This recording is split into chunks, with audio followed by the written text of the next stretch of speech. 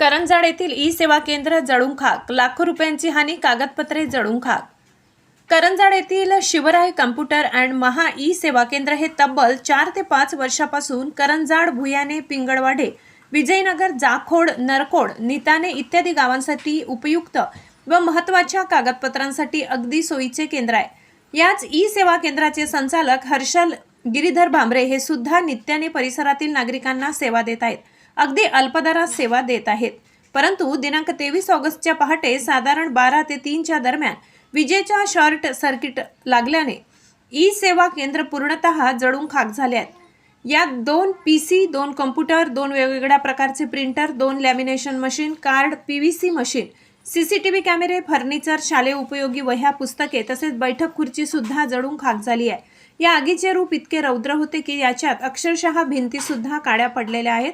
यात साधारण ई सेवा केंद्र संचालकाचे कमीत कमी 7 ते 8 लाख रुपयांचे आर्थिक नुकसान झाले। विशेष बाब, या ई सेवा केंद्राच्या 2 पीसी मध्ये परिसरातील नागरिकांचे विविध प्रकारचे कागदपत्रांचे डाटा अपलोड आहेत। तो डाटा मिळविण्यासाठी हर्षल भांबरे याला आता जिकिरीचा प्रयत्न करावा लागणार आहे। झालेल्या नुकसानीची तात्काळ सूचना करंजाड महावितरण कक्ष कार्यालय यांना दिली, तसेच महसूल विभाग, तहसीलदार कैलास चावडे यांना सुद्धा देण्यात आली। दोन्ही विभागात मार्फत तात्काळ पंचनामे करण्यात आले, परंतु लवकरात लवकर ई सेवा केंद्र संचालकांना थोड्याफार प्रमाणात आर्थिक मदत जाहीर करावी अशी परिसरातील नागरिकांकडून व सामाजिक कार्यकर्त्यांकडून अपेक्षा व्यक्त होत आहे। बागलाण वृत्तांतसाठी विभागीय संपादक संदीप गांगुर्डे, पिंगळवाडे। गावामध्ये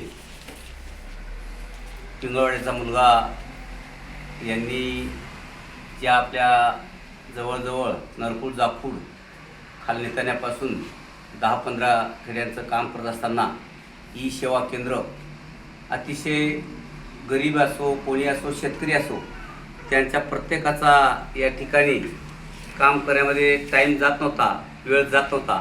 कारण दोघे परिसर फक्त 5-6 किलोमीटर अंतर असल्यामुळे सेंटरला होतो।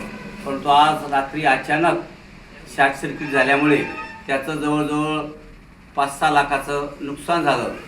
तर या ठिकाणी तहसीलदार साहेबांनी, पुन्हा आमदार साहेबांनी आणि या ठिकाणी काहीतरी या मुलाला बेरोजगार झाले होत आहेच, पुन्हा बेरोजगार जास्त होईल म्हणून त्याला अतिशय मदत करावी आणि विद्युत बोर्ड जे असेल त्यांनी सुद्धा या ठिकाणी चौकशी करून त्यांच्या मार्फत सुद्धा या ठिकाणी मदत दिली पाहिजे।